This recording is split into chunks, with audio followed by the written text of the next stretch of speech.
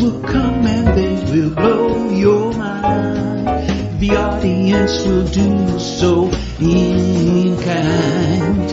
A little vanity mixed with some insanity on the morning show with GMP.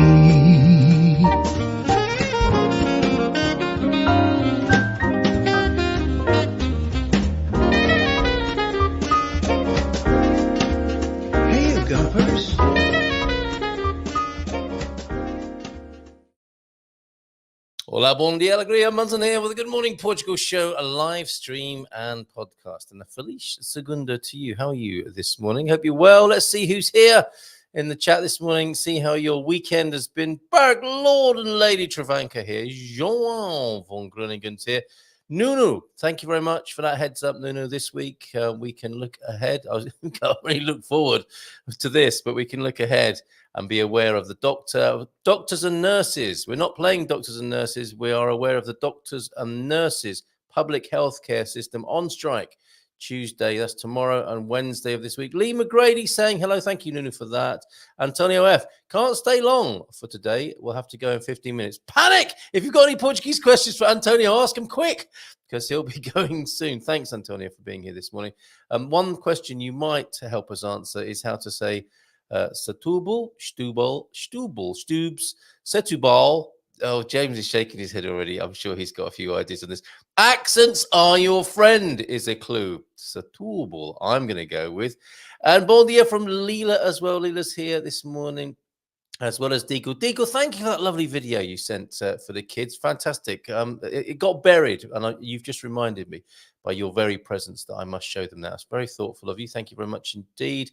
And the old guy in Europe will be here in a few minutes. We'll bring him on in just a moment after we've said hello to Coach Turner as well with a Bon Dia Gumpers. Feliz Segunda. After a successful Saturday, racing the old car on Saturday, we're back to normality today. Yeah, likely story. A Gumper back to normality. You must be kidding. One thing is for certain, we don't have to water the garden. Oh, okay, so it's raining.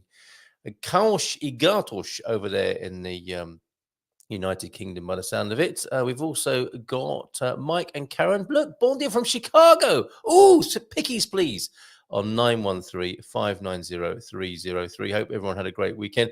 We had a new opening sequence there. Did you watch it? Or are you still of a mind that thinks, oh, Carl's boring old intro, it's been the same for 2 years? Well, no, for the last month or so, we've had a point of interest of the week. We've had a treat of the week. We've had a property of the week and a car of the week. Can you remember what they are from just seeing the opening sequence there? Don't worry, I'll be playing again tomorrow. And yes, Stubel is our point of interest this week. The Maria biscuit, the mother of all biscuits, you might say. See what I did there? Maria, mother of all biscuits. Boloshes to you as well. Excellent intro. Thank you very much, Colin. Colin was paying attention there. And Pete's in as well. Bon dia, Alegria. Hope you had a great weekend. Lee, Big Tony, Jim, Nunu, Ian, Sarah, and João as well. Thank you very much, Pete. That's very nice. Hello to everybody this morning. Right, okay, let's not keep him waiting. You know how eggy he can get if he's kept waiting. Stop it, you idiot! Let's bring him onto the screen now and talk to him in about 30 seconds after this upbeat and joyful intro to Mindful Migration Monday.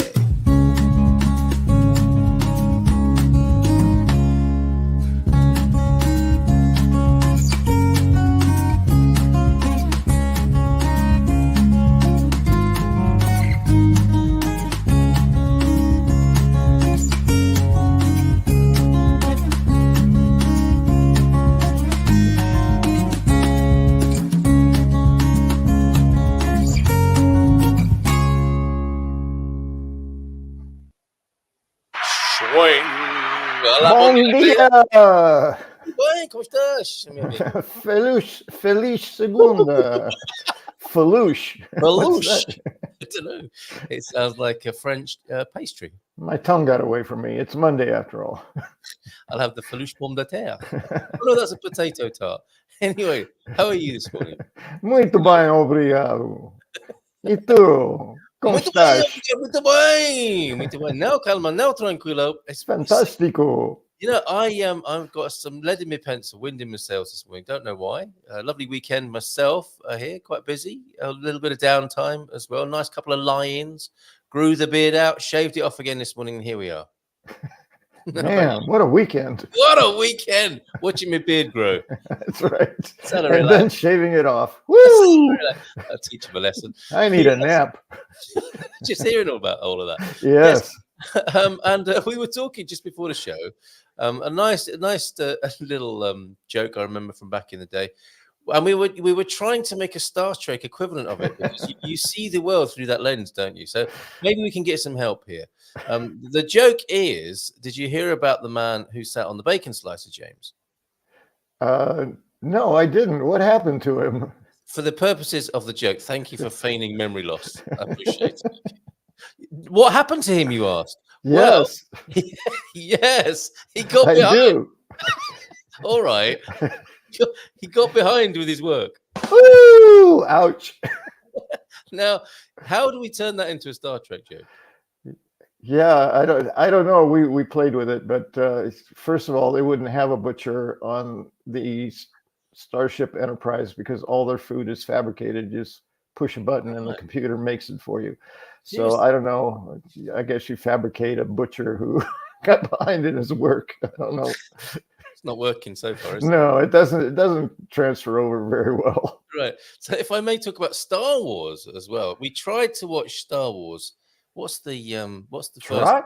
Try? There is no try. Well, that's you've Do ruined my not. joke. You've ruined my joke Oh, already. sorry.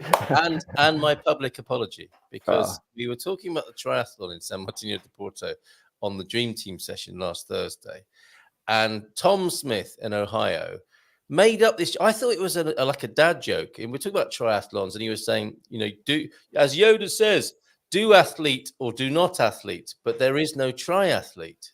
And I thought, I'll use nice. that. And he heard me using it, and he said, or I wrote it down somewhere, I think in the Portugal club.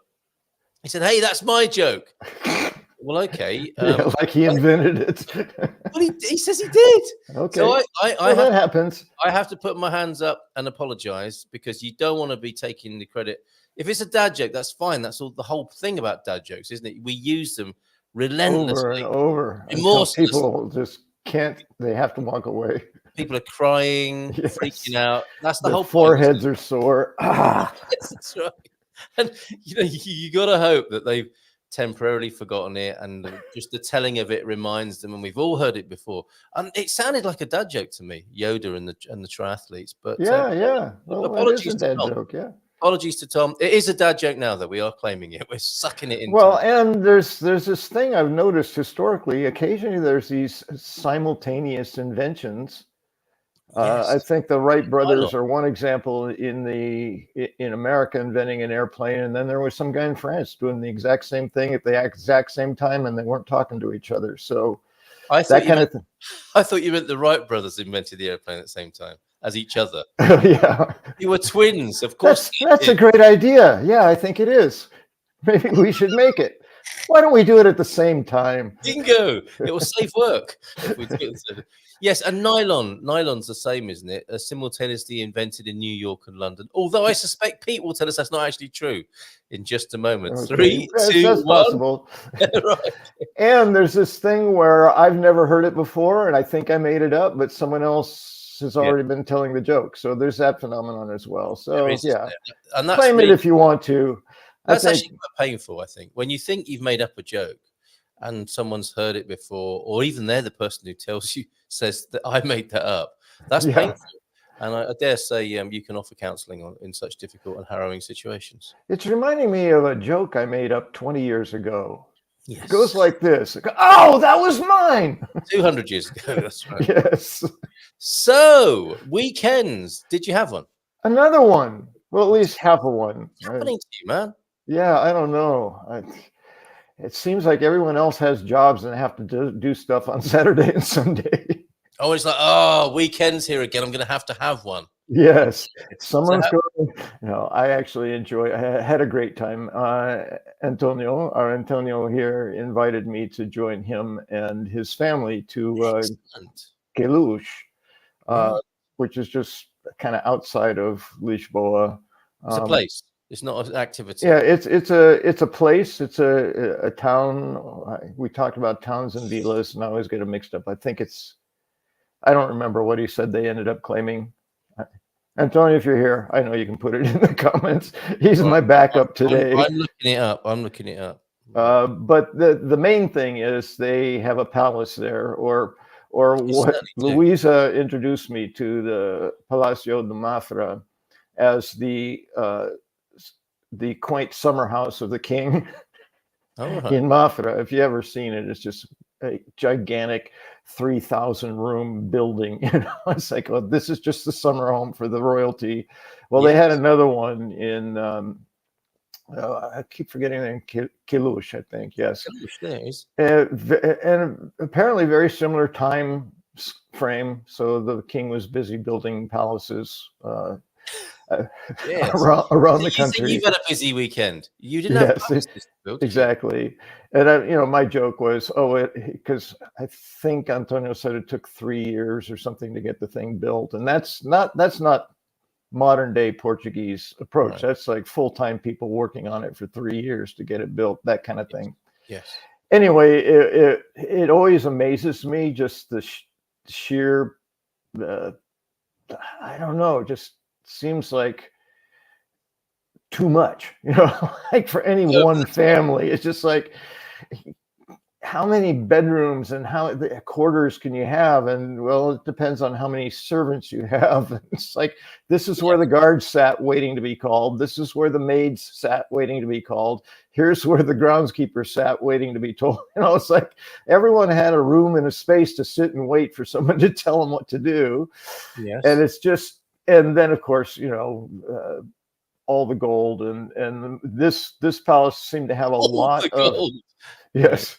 This one had a lot of stuff from China of the day, so a lot of Chinese furniture and dishware and all of that kind of stuff. So it's always so big. If you've got an empire and you keep where do you put your stuff? Exactly, it's like closets, and it's the modern day closet, isn't it, for the king? Yeah, George Carlin had a joke about houses are just boxes for your stuff. Exactly. And if you're a king, it's scaled up a little bit. Yeah, a little bit. Just a little bit. Yes. Yeah, but it was beautiful. Some of the key differences I saw, despite the many similarities between Mafra and Queluz, is that there was a lot more really finely crafted woodwork in the furniture and the flooring and the walls. There was a lot of just really amazing skilled woodwork that was done on the furniture, on the floors, on the walls, everywhere. So, and I love woodwork, so it was really nice to see. And I had a very proud moment at the very beginning. Because Sundays for residents and citizens, I don't know, most people know this, at least in Lisboa, you get free access to the various museums and other sites like that. So one thing I've learned in the last few weeks is the residency card does not have a computer chip on it like the citizen card does. So you can't just put it in a machine and have it read. You have to show somebody. What's the difference, James? Between the cards? Yeah. Or between citizenship and residency? No, sorry. So are you talking about the citizen's card would have, if you are a citizen of Portugal, you would have a chip in your card? The citizen's card has your whole life on that little chip. Oh, okay. And the residency card doesn't have that chip. So just goes to show how temporary we are, doesn't it? Yeah. So that required me to go into the normal people's line. The citizen line had a little machine that seemed to take longer than the person helping the people who were paying, or that way. But that's the line or queue that I had to get into. And Antonio is a good friend and a tremendous help, and I love being able to talk about language with him and get corrected on my Portuguese, all that stuff. And so he stood by me as I went up to the desk. But unlike Luisa, who occasionally just steps in and takes over, assuming I don't know how to do it or say it, which I also appreciate, Antonio stood back and let me go after it. So I stood up to the desk. I told the woman I don't speak much Portuguese, but I'm learning. And I said, I am a resident, and handed her my card. And she said, oh, I'm with mine.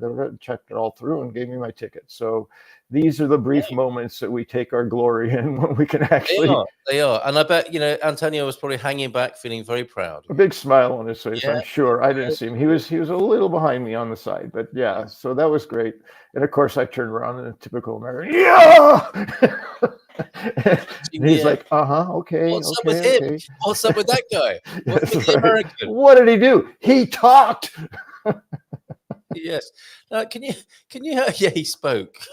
Oh, yes. He said something in Portuguese. When somebody's doing this, James, is that the equivalent of like an SMS or a WhatsApp? They are. Oh, in what a Facebook Messenger? This is somebody telling you that they're writing something in the chat, maybe. I have no idea. To me, I saw the HVN and I saw the dots, and I just went, just a pause. Yes, I don't know. I mean, this presumably is short for heaven. And it is logged great. I'm not sure if that's a successful ablution or something to do with chips on cards. I don't know what that means. And it did start with so I wasn't terribly far off. And is that an or an heaven help us probably out. Heaven help us. Hey, very good. That palace you speak of was between. Okay, here's a quiz for everybody this morning. Built between 47. That's my muesli going down the wrong way. 1747 and 1786. That is a big project, as you say there. My goodness. Good Lord. That is, isn't it? Nearly 40 years. It was robbed of 3 years between 1755 and 1758. If you're Portuguese, for obvious reasons, however, why would it have been stopped between 1755 and 1758? I know. And I think James does. I know now. I didn't know yesterday. Right, I got the same quiz. I got the advanced quiz. Oh, look at you talking Portuguese and knowing the answer to this question as well. Woohoo! Learn. Pop your answers in. And yes, Cluj, it was the town with about 50 or 60,000 people in the Sintra municipality. Right, Setúbal, Stoops, Setúbal, if you're British. Okay, you can tell me how Americans say it. This is how a British tourist might say it. I'm going to Setúbal later on. It sounds like a very nice place to go. What about you, my American friend? Would you like to come? No, I'm not going there. I'm going to Setúbal. Setúbal. Right, neither of us, I think, have got it quite right. Setúbal, as you say, accents are your friends. Setúbal is as good as we can get, right? Well, I just give the explanation I got that made sense from Mia Esmerich, who is my Portuguese teacher. And I think the confusion comes because we're used to hearing sh in front of a consonant. So we hear ST would be Setúbal, and the accent is over the U. So they would go Setúbal. But her explanation is there's an E in there. So you can't ignore the E. It is a vowel. So you're going to pronounce it as you would an S in front of a vowel. So it'd be S, not sh. Open your vowels. But then you still take the vowel out and you say Setúbal or Setúbal, because then you swallow the A. So that's her explanation. It makes sense to me. But every time I talk about this, there are people who live there, foreigners who live there or go there, and they say they hear it 3 or 4 different ways, all in the same sentence from the same person. So that's right. I don't know that there is a right way and a wrong way. I'm just going with the way that makes academic sense. Yes. S in front of a vowel, drop the E. So you say st instead of st, and then you say, put the accent on the U, oo, and then you swallow the last A, bull. So Setúbal is how I would hear it. Okay, excellent. Thank you for that. And I think the controversy will continue to rage on around that. Yes. So many words that are pronounced differently. Jose Mourinho is from Setúbal. And I did also, when I was asking, I've got a little lovely bit of video. I won't play it this morning. I'll stick it up at the Portugal Club under the listing for Setúbal, which we will look at for the rest of this week as our point of interest. But there are, there is the triperas, the tripe eaters of Porto and the lettuce eaters of Lisbon. In Setúbal itself, there are two kinds of people. There are the people who say, and this was Luis from Global International Relocation. He said, there are people who say Arabida, and there are people who say Arabida. And I said, well, that was just the same thing you said. To me, that just sounded like the same thing, like how a dog hears everything the same from its owner. Right. But there was a slight difference. And I think some Sardinias, I think they're called, are the people, the fisher people, I guess. The Sardinias are the ones who roll their R's a little bit more, perhaps. But we'll find out more about Setúbal. Or growl them. Yeah, growl your R's. There's two ways in Portugal for the first R or double R's. Some just roll it really hard, and some actually growl it, like the French R. Rabida. And Rabida. Yeah. Okay. Yes. All right. Very good. Well, Rabida. Well, Rabida too. Right. Okay. It's taking. I don't think it's getting any clearer with Heaven's missives this morning. That is why I want people not to know what happened in the restroom. Sorry for the invoke. There's no turning back now, Heaven. The floodgates have been opened. That's right. If Pete's here, we're gone for.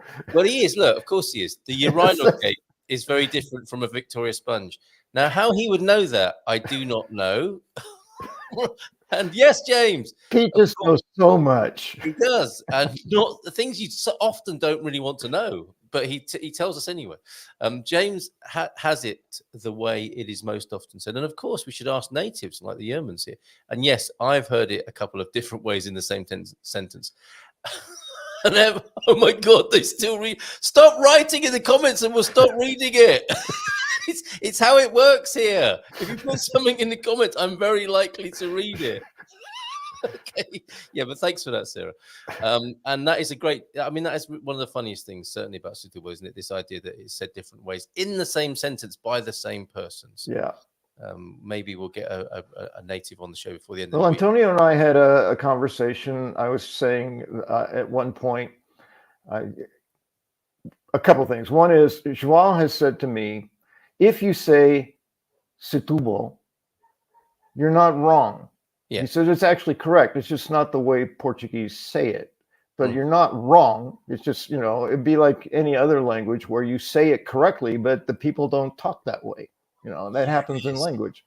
So that's one example. Yes. It's how Phileas Fogg would say it, isn't it? Phileas Fogg probably went around saying everything correctly. But people are like, oh, yeah, definite foreigner. He's saying it absolutely bang on correctly. But no one talks like that here. Yes. And as I learn, I'm choosing correct first, and then I'll start listening more closely and adjusting how I say things. But it helps me to know how it's spelled, why it's pronounced. So all the explanations help me to remember. And then it's like, okay, now I can say Setúbal. Very good. I'm still not swallowing that. I'm still saying I'm putting some all in there at the end. But again, it's not incorrect. Have I made Stoobs up, or do people also say that? I've never heard that except here, so I don't know. If I lived there, that's what I'd be calling it. Back to Stoobs. Yeah, okay. And every Portuguese would be wanting to smack you in the face, but not. That's right. Yeah, because they're very polite and they wouldn't. Another reason. I love Stoobs, man. Stoobs is great. To be fair, they probably wouldn't do it. They'd want to do it, but they wouldn't. Yes, that's what I'm saying. In their mind. Or throwing a slipper at you or something. Like, stop it, you idiot. Throw a slipper, just like their mum did. Yes. They take their shoe off and throw it at you. Stop it. Okay. Right, now we're going to have Bob and Viv joining us from a live grape harvest, not a euphemism of any kind, actual live grape harvest. There's a lot of that going on around Portugal at the moment. Oh man, you just ruined it for me. Stomping live grapes, those poor grapes. No, I don't think we're getting to that bit just yet. They are picking. They're just pulling them off their vine. Okay. Not massacring. So you're going to be. I guess if, on a grape level, that is quite. You're just minding your own business, hanging there, aren't you? From a what just happened? Where am I? Yes. What is this dark thing? Is this what they call a bucket? What is it? Well, if you're lucky, otherwise you might be being nibbled on. Ooh, that too. Eaten alive. Right, now, before we get to them, and before we run out of time to talk about anything mindful, which we haven't yet. Well, here it is. Here it is. All in one meme. Right, and now, so this got me thinking, I like this a lot. And if I take the ticker tape off, we can give due credit to the cartoonist Grant Snyder. Very good, Grant Snyder. And this is mindful. That's the bit, yes, your bit on a Monday morning at the bottom there, where you're floating above the fishes, not swimming with them, but floating above them on your lilo. And then there's all these other states of mind, absent-minded. They're quite well portrayed, aren't they? Narrow-minded, backwards telescope, small-minded little box, mindless, walking off the edge of a cliff, mind expanding. I don't know what that gentleman is partaking of there. There is a looks like meditation. And I think possibly the some really good tea. Devil's lettuce. Yeah, devil's lettuce plant next to him as well. Out of my mind, that's outside the box, hanging on a window ledge. Open-minded, leaving the room, and closed-minded, battening down the hatches, and then mindful, pride of place, I guess, there. Now, does that suggest to you, James, and this is what I was going to ask you this morning, that if you're not mindful, you're one of these other states? And it's like you can't be, you're something of the mind, aren't you? So if you don't choose to be mindful, you're likely to be in some other sort of state. It's like you can't opt out, can you, really, unless you're asleep or dead? Yeah, well, and even in your sleep, if you're dreaming, you're. I mean, what I have learned about in my grad program was that sleep is a very active function of humans.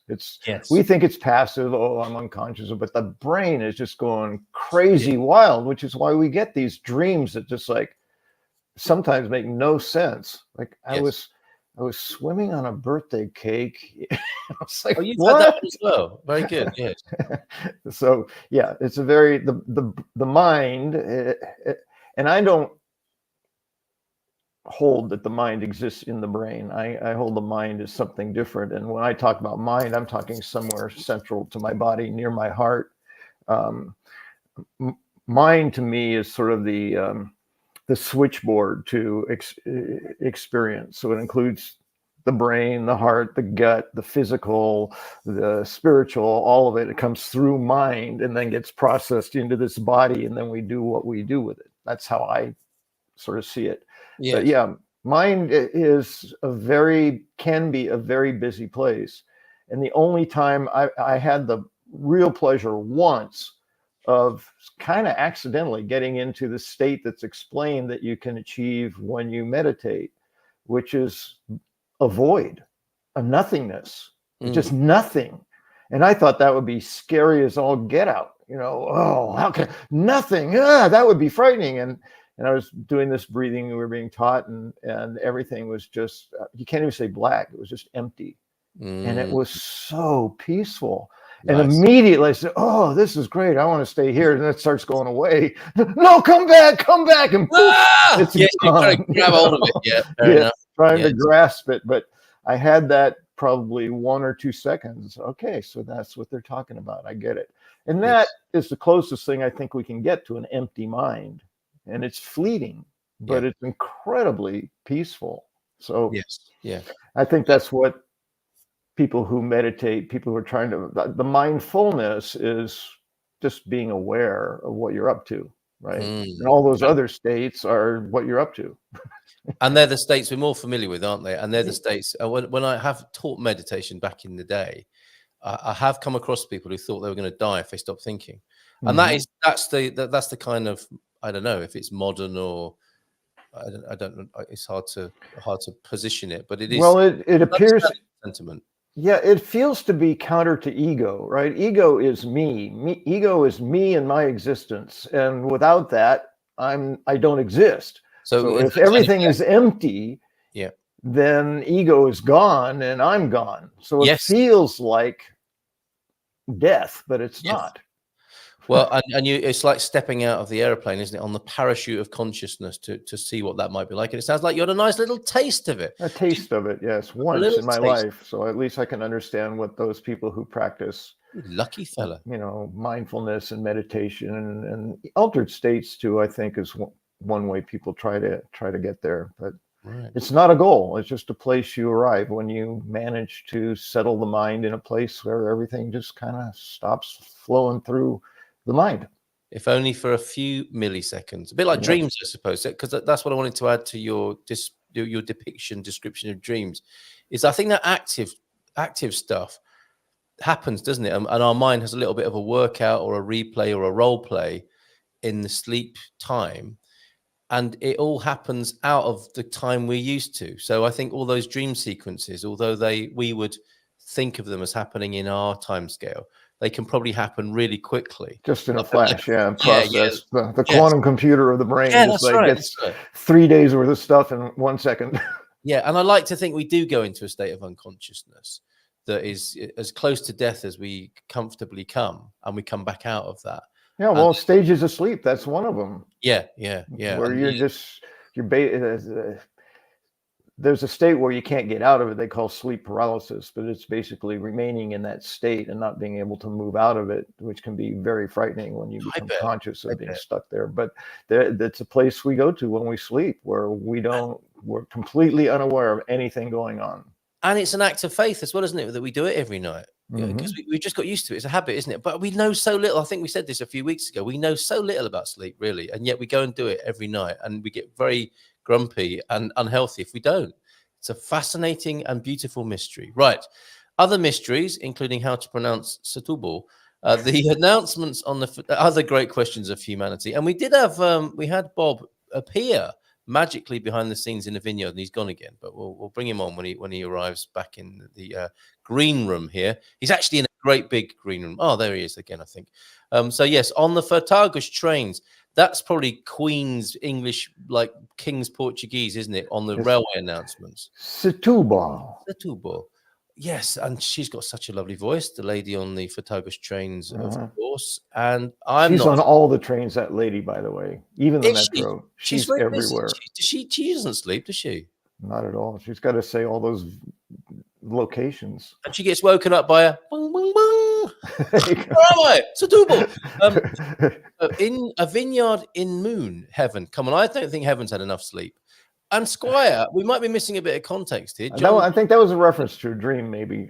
Oh, well, okay. A vineyard. That would make sense, and that counts. Yeah, fair enough. And Pete sailing down a river of urine on a urinal cake as well. That's Pete's. But not whatever the other one was. A Victorian artist? No, before that.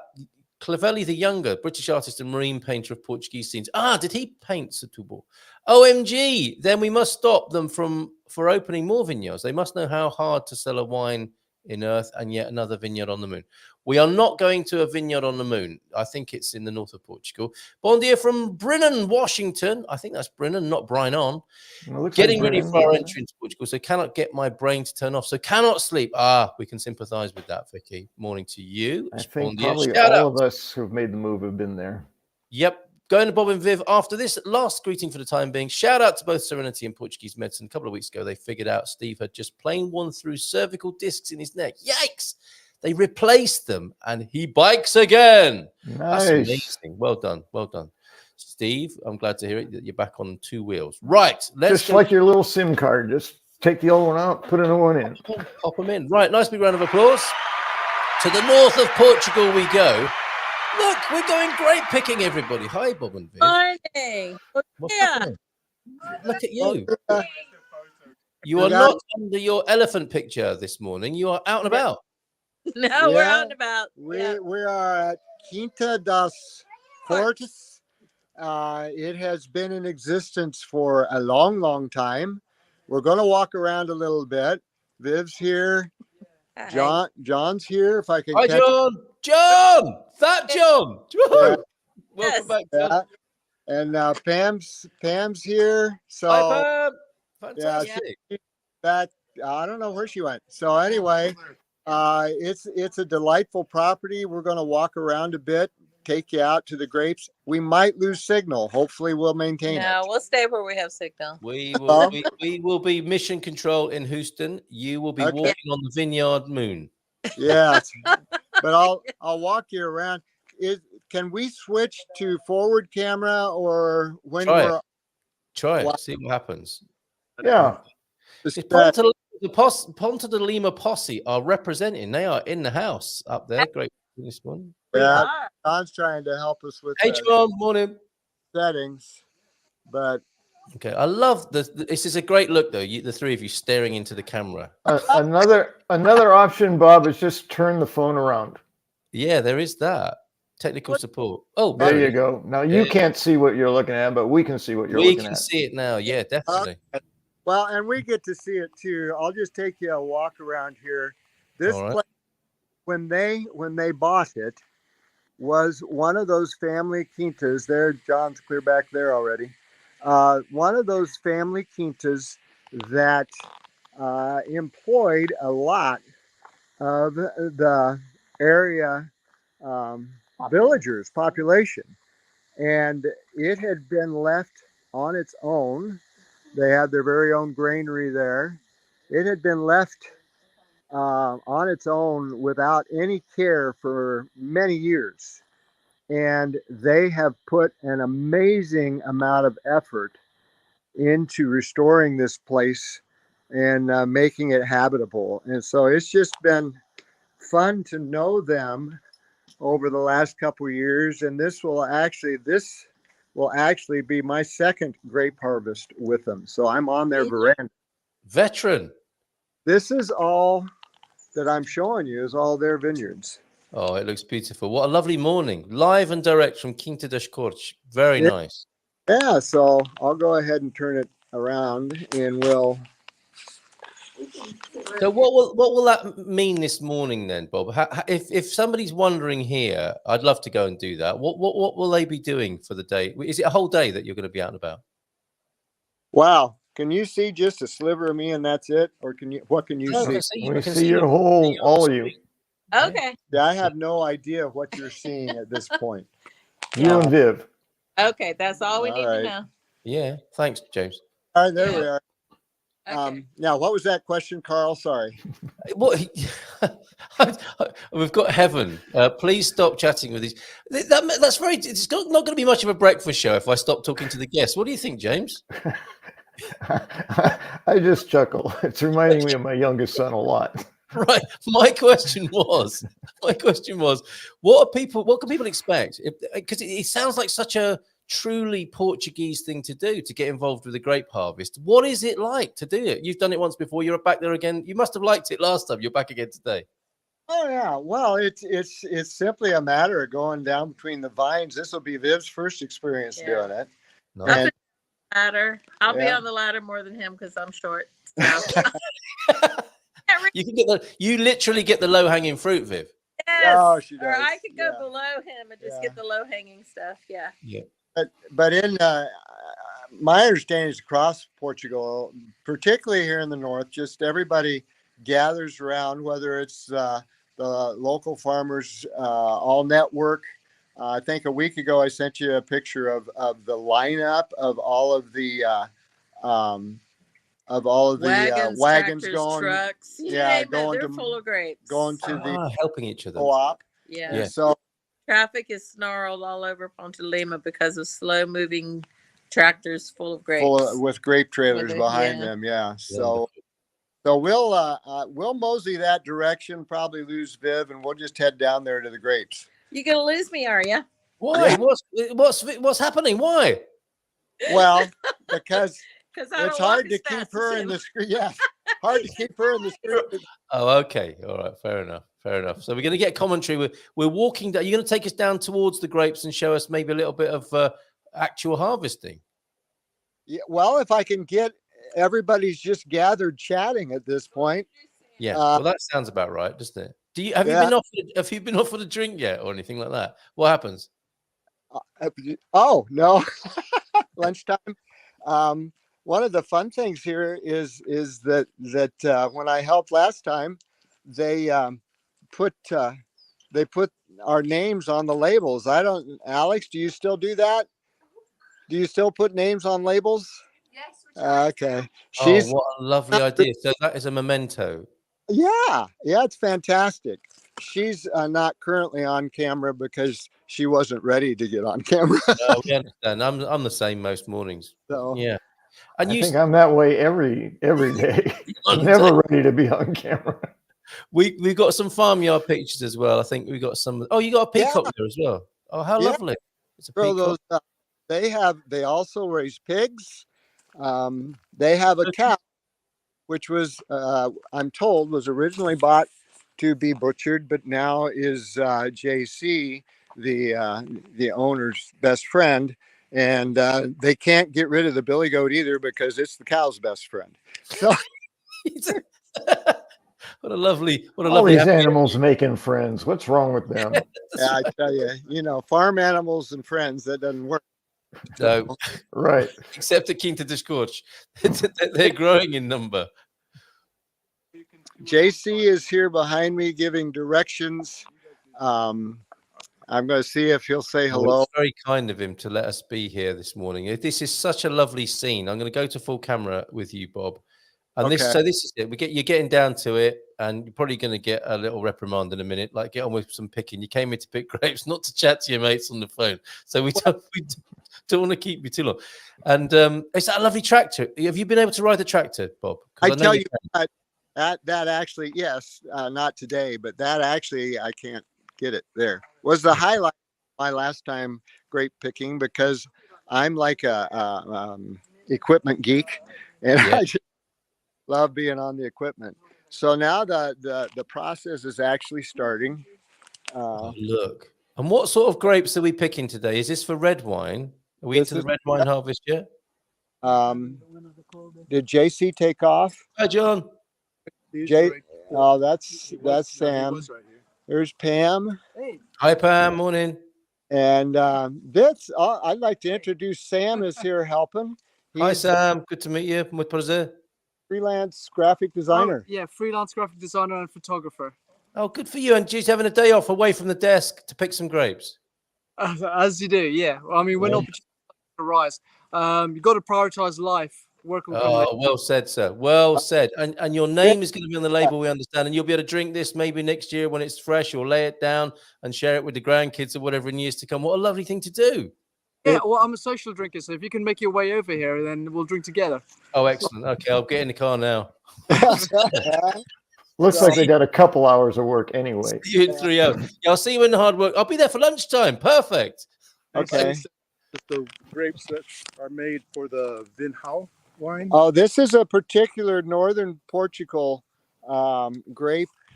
How is that picture? Can you see the grapes? See the grapes? Yeah. Not a massive grape. This is quite a small grape, isn't it? Yeah. JC, these are. Do you mind telling them about this grape? The little bit I know, yeah, no problem at all. Hi. Good morning. Hola, bom dia. Yeah. Yeah, it's Vinhau. It's the Portuguese red Vinho Verde. Excellent. Okay. Yeah, it's a very acidic wine. So the Portuguese, they like to drink it out of a bowl instead of a cup. It's just their tradition, and they like it with pork, just because it's so acidic. Right. Good plan. Yeah. It's not a very smooth wine for us, but after a while you get used to it. Yeah. Sounds like you have. To be honest. Yeah. All my neighbors are Portuguese, so whenever you go, that's what you get. White or red wine, that's your choice. Yeah. Wonderful. And a Vinho Verde in a bowl and not a cup or a glass. What a lovely idea. So how big an estate are you on there then, Bob? Well, JC. What? Yeah, it's about 6 hectares, Right. 6.5. The problem we have is we have a lot of ballados, a lot of terraces, which make it feel a lot bigger than what it is, but it isn't. It's just a lot more. But how long is it going to take then to pick all? I mean, as I understand it, if it's different varietals there, you're picking different grapes for different wines, and they're not all picked at the same time. What's your job today? You're not going to be dealing with all of those hectares today, are you? No, so we've done the white, which is just Vinho Verde, the green one. It's a very sweet wine, or where we are specifically, it's more sweeter than our neighbor. So that's done. That's in the tanks. We just filter it now. Today, we're just going to do the red, and then we're going to start the process of making the wine. And then, depending if it rains, we'll hopefully finish it this week. So tomorrow/Wednesday. Oh, absolutely brilliant. So the idea is to push as much as we can today and get it. Yeah, so we do it the old traditional style. So we basically just have a big tank in the wine cellar. The grape there. We start making the wine. We leave it there for about 5-6 weeks. You listen to it. It's quite a strange thing. Once it's in the tank, it makes a different sound. I'm getting there now, but my neighbor comes, the Portuguese guy, and he'll say, no, not today, maybe tomorrow. And it's like Really? day on day, and then they say, yeah, tonight you have to do it. What's the sound? Really? How incredible. Yeah, the sound is, it's at the beginning it's more of a fizz, and then it becomes like a plop, and then it starts to die. It sounds like Alka-Seltzer. Plop, plop, It does. fizz. That's it. Yeah. So it's when you hear it. So when we make it, these guys that are here, they will hear it in the next day or so. So then you can hear the change in the sound, but it's not something that I'm totally tuned to yet. So I ask my neighbor to come and show me. But Wow, how lovely. And clearly the neighbors are very helpful and supportive of what you're doing. without them, I think, yeah, we're a very close community, very small. Our kids are quite young, so they the neighbors do like them, and they speak Portuguese now. So wonderful. What a lovely life there. Now, is there a way that people can come and help next year, or get involved, or come and stay? With what do you have an open part that's really for guests or customers? Yeah. We have Airbnb. At the moment, we just started it this year, so we're new to it. We've had maybe 20 guests, I would say. So on that side of things, we have limited space. Probably sleep 6 people, Right. and we have other options, but I won't discuss it now because it's just in the plans. It's not here yet, if that makes sense. No, yeah, it does. It does. But I mean, I think people are thinking this looks lovely. I want to go visit the north of Portugal. I want to see Ponte Lima area or the Beirão de Lima. And so yours would be a good base for doing that. Yeah, I must say we're quite well situated between Braga, Ponte de Lima, Viana. So it is a good place. The wine picking, yeah, people are always welcome. We welcome the hands. Was this time of the year, so I don't know. Oh, we could network that. He always tells us about it, and we could help with the network. If we hadn't been down visiting you last week, we'd have been here picking the white grapes. I'm sorry about that. Well, we better let you get on with it this morning then. JC, it's been fantastic to meet you. Thank you so much for giving us some of your time. I know you're busy this morning. No, that's fine. Thank you. JC. Thank you. Cheers, JC. And Bob, you better get back to it. Otherwise, you're going to get a bad name as the slacker who just makes live streams and never does any picking. Yeah, well, I just thought I'd show you in process here. They've already, if I can, already a bucket full already. How wonderful! Big screen. We're going to big screen again. Okay. Yeah, so we've got into everybody's got their own individual bucket. Yeah. Pam's got here almost full. Pam's cracking on there, isn't he? Pam is really going for it. I think quietly competitive would be Pam's style. Well, you know what? I'd say she's ahead of John right now, but I think he already dumped a bucket.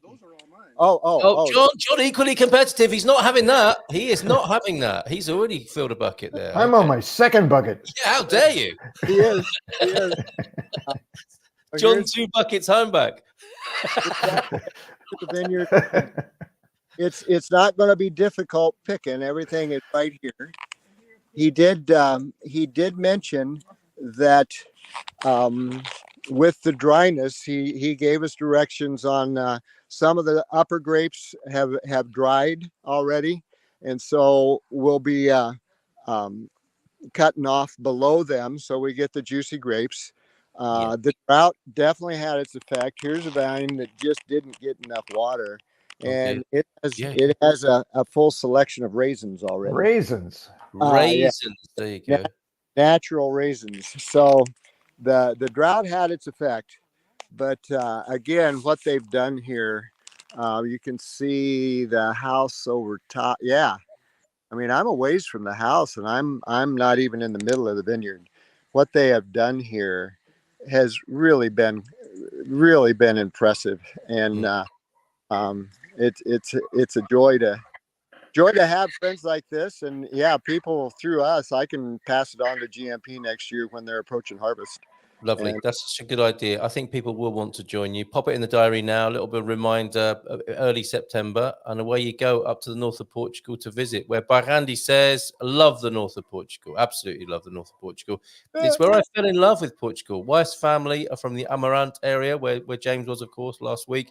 I sent a WhatsApp pic of back in the day picking grapes up there. I can't wait to share that. Thanks, Bairandi, for that. So we'll make sure that comes onto the screen. Yeah, that's fantastic. Yeah, it's the land of the little people with big hearts. Apparently. Here, I don't know. What do you got to say, Viv? What? Well, Anything? I've been childminder, and now I'm going to help in the kitchen. So Oh, I see. So you're going to sort lunch out. Fantastic. Thanks, Viv. Thanks, Bob. This has been a lovely moment to join you. A real high moment, high point for the Good Morning Portugal show to actually be out there on the ground in the grapevines and picking grapes. So thank you so much for making that possible. Hey, sure. thank you for joining us this morning. All right. You got to do some hard work next year, James. Quick, let's go. All right. Ciao. See you. Thank you very much, guys. Ciao. Have a great day. And James is gone now. He's disappeared. The mention of work, he's gone. Right. He said, "Let's go." Fancy that? Could be fun. Yeah, it looks like a beautiful day. It really does look lovely, doesn't it? A classic Portuguese blue sky there. One of the 300 days, of course. Now I'm trying to find. I told you it's 237 and a half. It changes. Come on, it changes. Averages 300 days of sunshine. If you take the average of each of the days as well and add it all together, there is a very complicated formula now. For doing it. I think and how long it's out in the day. Well, exactly. we got 5 minutes of sun today. Count that one. That has to be factored in. Right. Okay. I can't. Oh, yes, I can find your beautiful image of back in the. When was this picture taken by Randy of the grape harvest near Amarante, the place where you fell in love with Portugal? Would you say that's a true Portugal then, by Randy? Let me see if I can bring that onto the screen. Did it save? Yes, it did. Right, here we go. This is the scene after picking. The bit after where Bob and Viv were involved. Is that you, by Randy, in the picture? They're chucking a bucket of grapes. The dumping of the bucket. Yeah, I'm sure it was very gracefully placed into the hopper there. And then who gets to turn the big red handle? And you hear plenty of squelching. Squelching in the basement, as it were. Right, fantastic. Right. Thanks, Bob and Viv. Thank you, everybody, this morning for your comments. We'll go back to a little bit of Mindful Migration Monday, because I think I did cut you off in your prime a little, perhaps, there. When I had hair, he said, and a good back. Oh, just have a moment, shall we? And not a hairy back. Let's go back to the days when we had hairy backs. Oh, happy times. Nice, simply from M this morning. Good morning to you, M. And Solar Pete, I hope that the harvest there is good this morning. All our friends have had a shocking year. Grapes failing early due to the crazy temperature differences early in the season. Yeah, a bit of a difficult year. And just subject to the, I was going to call them the whims of nature. Maybe that's a bit unfair. But, this is a real business, isn't it? This is a real natural matter. You are subject to whatever goes on in nature when you're making wine. Yep. And could be a great year for raisins. I don't know. Yes, it could be. Yes, nice reframe there. Andy, being tall, was in charge of chucking the grapes into the hopper because he didn't need a ladder on that. Yeah, they won't be using Viv for that, unless she goes on Bob's shoulders, which would make a great picture as well. Right, let's have a God's God tip of the day and a mindful insight, because I suspect you have been mulling something over that we have not yet shared. Let's first go to Coach Turner's God's God tip of the day. With all the talk of walking last week, James, we shouldn't forget the muscles that stabilize and connect the legs to the upper bodies. Thighs, I think, then. The core is critical. Oh, no. The core is critical to maintaining a good posture. So it's worth doing 5 minutes of core exercises a couple of times a week. That's sufficient to maintain your core strength and help you walking, running, or whatever else you do. It's interesting, isn't it? That mindfulness is the core of the mind, perhaps, whereas core exercises are the core of the body and the center of everything else that might go on in the body. Planks are as effective as Pilates and yoga. You might find that you enjoy a bit of planking as well. Do you plank? Just briefly for a moment during the process of doing a burpee. Okay. There's mid burpee. Yeah, it's kind of down, kick out. There's your plank. Press up. Then bring the legs back. So it's a great all-over workout for someone who's lazy like me. It's like I want to get the most done in the least amount of time. Thank you very much. Doesn't sound lazy when you're doing burpees. So good effort. Yeah, but that for me, it's like, I can do it all at once. I can do a press up, I can do a plank, I can do a squat, I can do all these things just in one motion, and then repeat that and be done for the day, rather than 3 sets of planks and 3 sets of press ups. Boring. I wouldn't stay in that routine. But yeah, I do have the goal of being able to lift a potato in my 90s. So I need to keep doing them. We're all on your side with that. We are visualizing with you that great and golden moment. It's a potato. You've got this, buddy. Now pop it in the microwave. It's going to be delicious for dinner. Right, jacket potato, jacket spud. I started with a 5-pound bag. Now I added a potato. Core muscles carry you uphill on your bike. So yes, cycling for the Yerman family, the two-wheelers, the notable two-wheelers of this community. Yeah, of course, you're going to need your core muscles, aren't you? I think the core is pretty much involved in everything, hence the name. You know, I think almost any exercise you do, unless it's just strictly you're just working an arm. So then, James, what is the core of mental health? Well, you know, it's funny. It went straight to flexibility. And that has shown to be a significant assistant to aging and aging well, you know, physically. That, you know, all these exercises for strength and aerobic cardiovascular work, all that are important and good.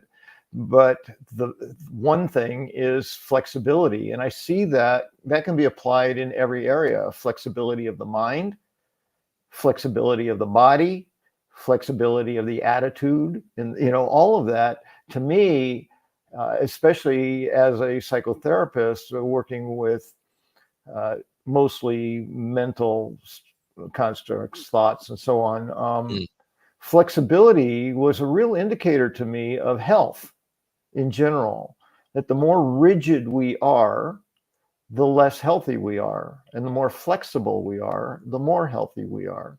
And with that health is also, I think, that place of happiness, that place of satisfaction and quality of life. So all of that. So you mean holistically flexible? You don't just mean you can do yoga and strange postures. Mentally flexible. Yes, mentally, emotionally, physically, intellectually, spiritually, all of those things. The flexibility, that one frame of open-minded. My joke was going to be, I think it just needs a little alien in there, and that would really complete the image. You know, just open-minded, like really. Down at the bottom, there's lots of things, and I understand the concept. So it's just my sense of humor. Like, where's the alien? That would be really open-minded. Yes. That room would be full, actually, wouldn't it? Yeah.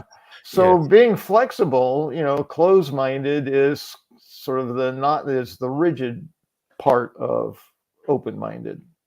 So reframing things, rolling with things, not getting too hung up on not being right or wrong, accepting that someone believes that and I don't, and that's okay, rather than being rigid. It's my way or they're wrong is a less healthy way to live a life. And I think that, well, I know because of the whole holistic aspect of being alive. If you're rigid in your thinking, that reduced health is going to impact your attitude, it's going to impact your physical health, it's going to impact all things in a less healthy way, so, or even a negative way. So for me, flexibility is what came to mind when you were asking about the mindful approach, the core of mental health, flexibility, a flexible core, flexible and strong. So the strength comes from actually forcing yourself to work. You know, life sometimes just gives us all kinds of opportunities to work without having to force ourselves. We just that's interesting, isn't it? Because with exercise and having a core, a flexible and healthy core, the coach has said, you know, plank and do yoga and do Pilates. And it makes sense completely what you're saying. To have a flexible mind would be a healthier mind than a sort of desiccated and brittle one. Mm-hmm. What's the exercise to actually roll with the circumstances of life and practice flexibility? Well, yeah, that's the practice. You know, practice of mindfulness in some ways could be said to be a practice of mindful flexibility. You know, again, it goes to being aware and making choices. That's all about being flexible, rather than I have the answer always and it's this, which is a very rigid and stationary position. Yes. Yeah, very good. So- And the final word then from Bob. Great, Bob. Thank you so much for everybody up at Casa dos Cortes, I think it was cool, wasn't it?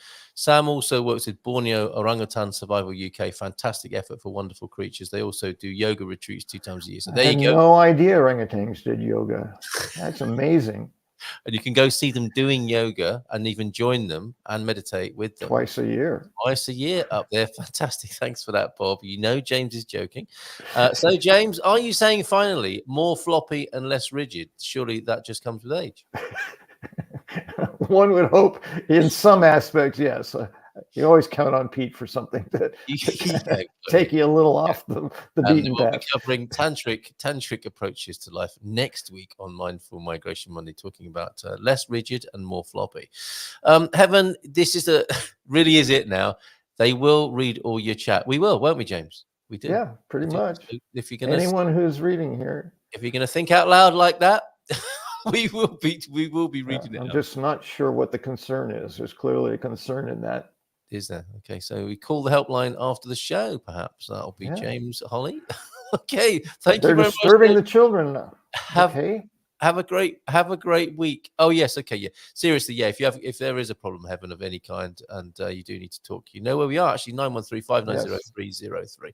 In all seriousness as well. If you've got we do joke a lot here. So. We do, and it may look like we're not serious or earnest in any way, but part of our flexibility is to flex to seriousness and support and compassion whenever it should be needed. Ciao, ciao. Thank you very much, James. We'll see you on screen tomorrow. We'll see you again next Monday. Take care, mate. Ciao, ciao.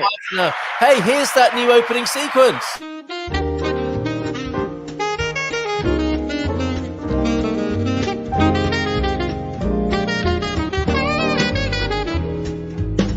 In Portugal, there's a YouTube show full of fun facts you need to know. Carl rings the bell and the members show to the GMP morning show. Featured guests will come and they will blow your mind. The audience will do so in kind. The little vanity mixed with some insanity on the morning show with GMP.